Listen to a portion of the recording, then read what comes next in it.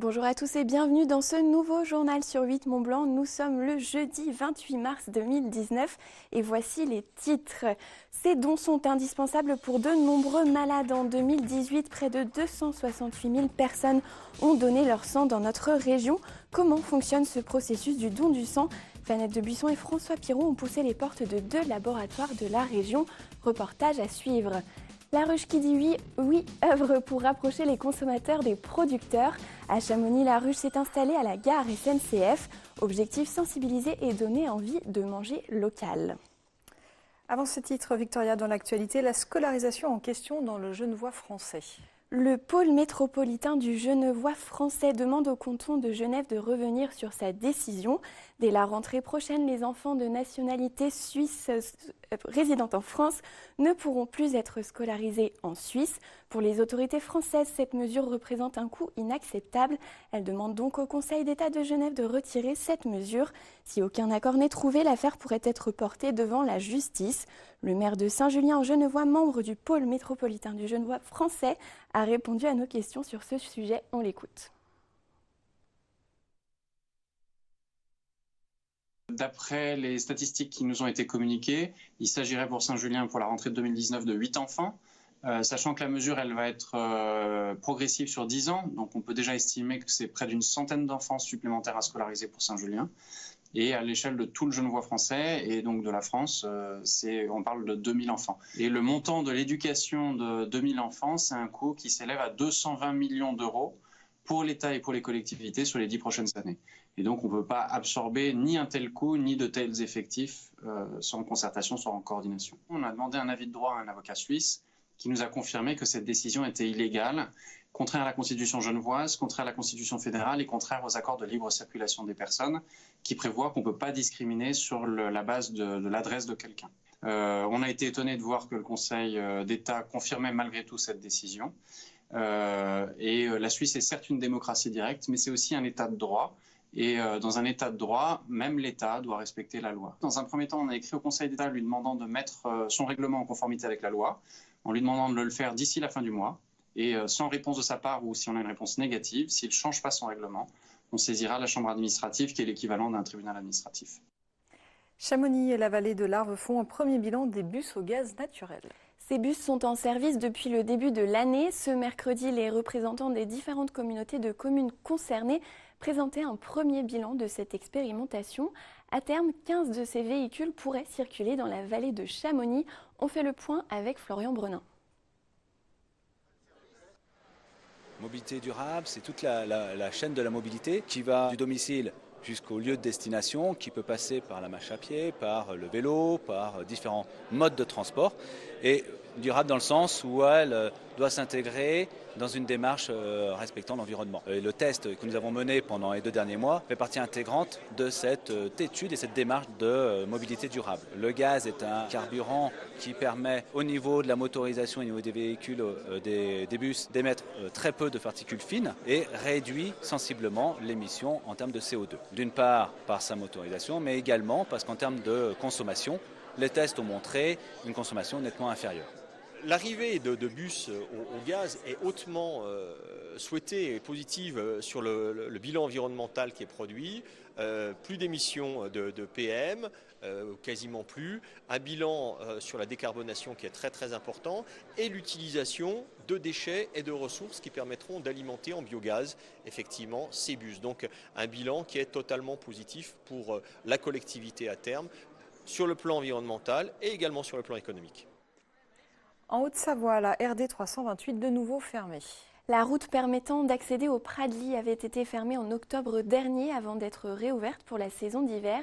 Depuis plusieurs années, l'état de cette route se dégrade au niveau du lieu-dit de la Ravine, situé sur la commune de Taninges. D'importants travaux sont en cours pour la construction d'une galerie de protection contre les éboulements. La route sera donc à nouveau fermée à partir du 23 avril prochain, et ce jusqu'à la fin de l'année pour permettre la poursuite du chantier. On entre à présent, Victoria, dans les coulisses du don du sang. Près de 268 000 personnes ont donné leur sang dans notre région l'an dernier. Des dons bénévoles et anonymes qui bénéficient au bout du processus à des malades. Un processus long et précis que Fanette Debuisson et François Pirot vous proposent de mieux connaître. Ils se sont rendus dans 2 laboratoires où les dons de Savoie et de Haute-Savoie sont analysés et traités. Reportage. Chaque jour, entre 800 et 850 dons de sang sont réceptionnés et traités sur ce plateau technique de la région lyonnaise. Des prélèvements réalisés la veille dans les pays de Savoie, le Rhône, la Drôme et l'Ardèche. Chaque composant de sang doit être isolé pour suivre ensuite son propre cheminement. Plasma, plaquettes et globules rouges sont séparés grâce à ces centrifugeuses. C'est une matière fragile dans le sens où les cellules sont des cellules vivantes, donc il faut pour qu'elles conservent leurs propriétés, il faut avoir une qualité de conservation et maintenir la température de conservation adéquate pour préserver leur qualité fonctionnelle. Et l'étape délicate, c'est de ne pas remélanger, puisque lors de l'étape de centrifugation, nous séparons les composants sanguins. Il ne faut pas, lors des manipulations des poches centrifugées, remettre en suspension les globules rouges et les plaquettes dans le plasma. Donc il faut manipuler délicatement la poche. Parallèlement, pour ne pas perdre de temps, à Métessy, près d'Annecy, les mêmes dons sont analysés. Une vingtaine d'examens est réalisée sur chaque prélèvement. L'objectif, vérifier que le sang donné soit conforme et recevable par un patient. On n'a absolument pas le droit à l'erreur. Donc nous travaillons sur des tubes que vous avez vus identifiés au départ par le prélèvement avec un numéro code barre. Ce numéro code barre, nous le retrouvons à la fois sur le produit sanguin qui est prélevé et sur les tubes d'analyse qui sont associés au produit sanguin. Nous travaillons toujours à partir du tube primaire. Donc le tube primaire qui est identifié avec un code barre, donc tout est anonymisé. On ne travaille absolument pas avec des identités de donneurs, mais qui est un numéro, qui est un numéro unique en France que l'on utilise. Donc tout don en France a un numéro unique qui est référencé, qui est saisi et qui est enregistré dans une informatique centralisée. Ce laboratoire annécien analyse chaque jour 3000 dons de tout l'Est de la France. Une fois validé ici, le prélèvement correspondant, préparé près de Lyon, est prêt à partir. En fonction des besoins dans les centres de distribution situés à proximité des hôpitaux et des patients, les commandes sont organisées et expédiées. Les besoins sont quotidiens avec des fluctuations en fonction des périodes de l'année et des produits, puisqu'on a des produits sanguins qui sont à péremption très courte, donc les plaquettes qui ont une péremption de 7 jours, les globules rouges qui ont une péremption de 42 jours et les plasmas d'1 an. Donc forcément sur les plaquettes, c'est vraiment au quotidien que ça se gère. Chaque jour, 10 000 dons de sang sont nécessaires en France pour répondre aux besoins des malades. 1400 sont réalisés en Auvergne-Rhône-Alpes. Il y a 75 ans tout juste avaient lieu les combats des Glières. Et dimanche se tiendra à la nécropole de Morette la commémoration de cet anniversaire en présence d'Emmanuel Macron. Les personnes souhaitant assister à cette cérémonie peuvent s'inscrire sur le site de la préfecture jusqu'à vendredi 16h en indiquant nom, prénom et date de naissance à l'adresse pref-invitation@haute-savoie.gouv.fr. À noter que la route entre Alex et le site de Morette sera fermée de 8h à 14h et la RD 16 entre Dingy et Morette. Une déviation sera mise en place pour les voitures par la Balme de Thuy. Prenez donc vos précautions si vous avez prévu d'aller vous promener ou skier dans les Aravis ce dimanche. La cérémonie débutera à 10h30. Le président de la République se rendra ensuite en petit comité sur le plateau des Glières qui restera ouvert aux randonneurs toute la journée. Focus maintenant sur la ruche qui dit oui du côté de Chamonix. Depuis le 13 mars dernier, la ruche s'installe une fois par semaine près de la gare. Son objectif, faire le lien entre les producteurs locaux et les consommateurs par le biais de circuits courts. Un peu plus de 800 ruches existent en France, près de 70 se sont implantées dans les gares.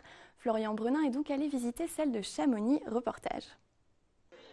Destinée à promouvoir le circuit court, la ruche qui dit oui travaille avec les producteurs locaux dans chaque région ou dans chaque lieu où elle s'installe. Elle est le médiateur entre le producteur et le consommateur. Vous commandez en ligne, vous vous inscrivez d'abord sur le site de la ruche. En fonction de votre localisation, vous allez sélectionner la ruche qui vous correspond. L'inscription est gratuite. Ensuite, vous commandez, vous allez faire votre marché tout simplement, mais sur Internet, avec des produits qui sont très variés. On va trouver bien sûr généralement du pain, de la viande, des fruits, des légumes, du poisson, du fromage, tout ce qui est produits laitiers. mais ça peut être extrêmement varié. On peut trouver aussi des produits d'artisans locaux. Une fois que vous avez fait votre commande sur Internet, vous venez récupérer vos produits le jour de la distribution, chaque mercredi par exemple, ou chaque jeudi, là ça dépend des lieux bien sûr. Plus de 5000 producteurs sont enregistrés en France. Ils sont sélectionnés en fonction de leur méthode de travail ainsi que sur l'origine des produits utilisés. C'est un moyen pour le producteur de toucher un peu plus sa clientèle. De plus, lors de la vente, celui-ci touche plus de 80% du chiffre d'affaires réalisé. Lors de la distribution, comme ce mercredi, en gare de Chamonix-Mont-Blanc, d'autres producteurs viennent directement à la rencontre des consommateurs. La ruche, c'est un mode de distribution vraiment très intéressant. On est direct avec le client, donc on peut voir, les gens viennent chercher leur panier. Et après, ils viennent sur place, ils discutent avec nous. Ça crée un échange vraiment intéressant et les gens reviennent. C'est vraiment un mode de distribution très intéressant. Au rythme d'une distribution par semaine, en fonction du nombre de commandes, des mini-ruches peuvent être déployées un autre jour à un autre endroit afin de satisfaire les besoins de la clientèle. On se quitte avec des images d'un lâcher de lanterne sur le front de neige de Val Thorens. La station accueillera l'avant-dernière étape du Tour de France le 27 juillet prochain. Le tour s'élancera dans exactement 100 jours. Et pour lancer le compte à rebours, 200 personnes étaient réunies pour faire s'envoler 100 lanternes dans le ciel de la station. C'est la fin de cette édition. merci pour votre fidélité à 8 Mont-Blanc. Merci à toute l'équipe Fanette. Je te laisse conclure. Vous retrouverez demain Sébastien Germain pour le journal. Passez une très belle soirée.